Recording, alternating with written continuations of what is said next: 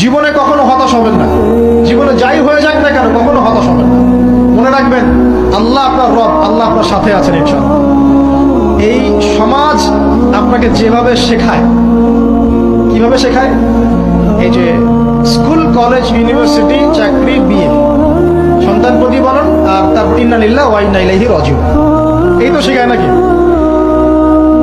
সবসময় মনে রাখবেন যে আল্লাহ রাব্বুল আলামিনের পরিকল্পনাই আপনার উপরে সবচেয়ে বেশি অগ্রাধিকার যোগ্য, সমাজের পরিকল্পনা নয়। পরিবার আপনাকে চাপ দিচ্ছে, চাকরি পাস না, পড়াশোনা করিস না, হ্যাঁ পড়াশোনায় কেন তুই 80 নম্বর পাইলি না, কেন চান্স পেলি না, কবে চাকরি পাবি, কবে আমাদেরকে দেখবি, খাওয়াবি, পড়াবি, এই যে চাপগুলো চারপাশ থেকে আসে কিনা, এতে করে অনেক যুবক দেখা যায় মাদকাসক্ত হয়, অনেকে দেখা যায় আত্মহত্যা করছে, ইদানিং করছে কিনা ভাই?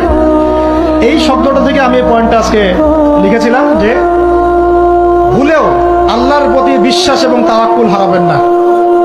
সমাজ যেভাবে শেখায়, সমাজ চারপাশে যে চাপ আপনাকে দিচ্ছে, এই চাপে নিজে গা ভাসিয়ে দিবেন না। আপনি আল্লাহর কাছে দোয়া করবেন, আল্লাহর কাছে পথ চেয়ে নিবেন এবং আল্লাহর প্রতি তাওয়াক্কুল